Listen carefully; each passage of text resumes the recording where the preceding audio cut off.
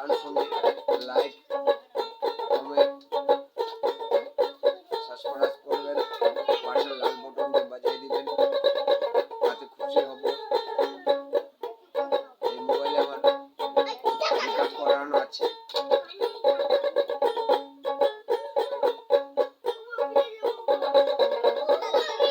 পেয়ারা চ্যানেলের সাথে থাকুন।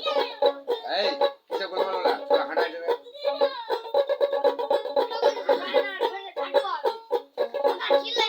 কাটু হবে, কাটু হবে,